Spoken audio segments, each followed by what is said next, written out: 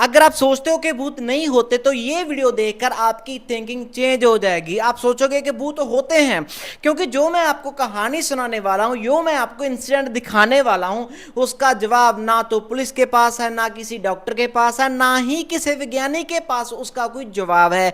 उसका कोई फैक्ट किसी को नहीं पता कि इंसिडेंट हुआ कैसे और क्यों हुआ। असल में ये कहानी है, वैसे अमेरिका की बताई जाती है ये कहानी। उसमें एक लड़की थी, उसके घर में एक लड़की थी, उसकी फैमिली थी, उसके फादर थे, उसकी मदर थी।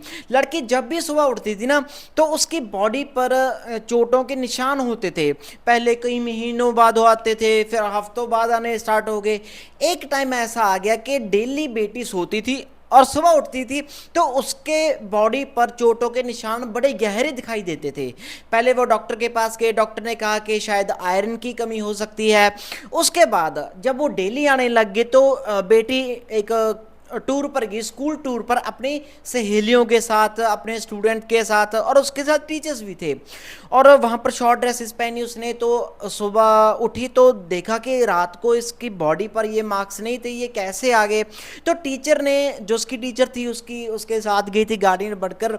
तो उन्होंने अपने सीनियर्स को ये कंप्लेंट की, और सीनियर्स ने क्या किया, उनको लगा कि शायद इसके पेरेंट्स इसको मारते होंगे, शायद इसीलिए इसकी बॉडी पर इतने मार्क्स हैं। तो उन्होंने एक एनजीओ को कांटेक्ट किया, और एनजीओ एक पुलिस को लेकर उनके घर में आ गई कि आप अपनी बेटी को टॉर्चर करते हो, उसको मारते हो, उसकी बॉडी पर इतने निशान हैं। और सभी सबूत पेरेंट्स के खिलाफ थे। और पेरेंट्स ने ऑलरेडी डॉक्टर से अपॉइंटमेंट ले ली थी, एक बड़े डॉक्टर से कि ये बॉडी पर क्यों होता है। उनको भी पता नहीं था कि क्या हो रहा है।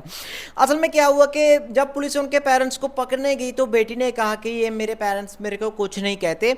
जब मैं सोकर उठती हूँ तो मेरे डेली ऐसा ही निशान पड़े रहते हैं, मुझे तो आदत पड़ चुकी है निशानों की। तो एनजीओ एक बार चला गया, पुलिस एक बार चली गई, इन्वेस्टिगेशन के आगे देखेंगे क्या होता है, निगरानी रखेंगे। तो पिता ने क्या किया, पिता गया मार्केट में, उसने एक सीसीटीवी कैमरा लेकर आया, अपनी बेटी की जो रूम है उसको बिना बताए उसमें इंस्टॉल कर दिया है। और उसके बाद सो गया। वो लड़की भी सो गई, वो फादर भी, मदर अपने अपने कमरे में सो गए, लड़की एक रूम में सोती थी।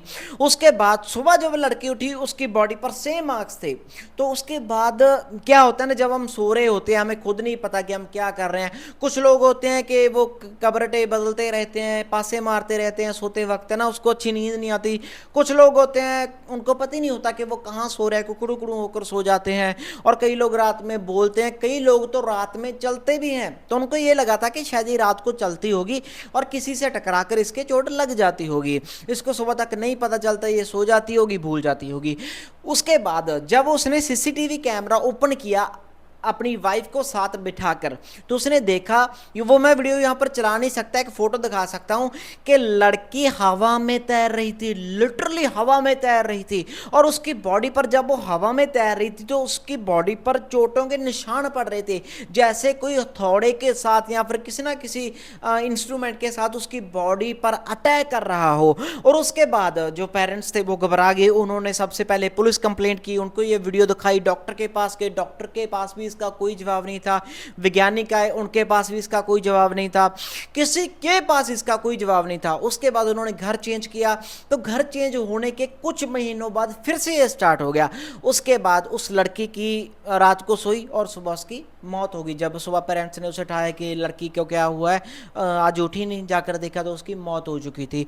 मतलब कि इस इंसिडेंट का किसी के पास कोई जवाब नहीं था।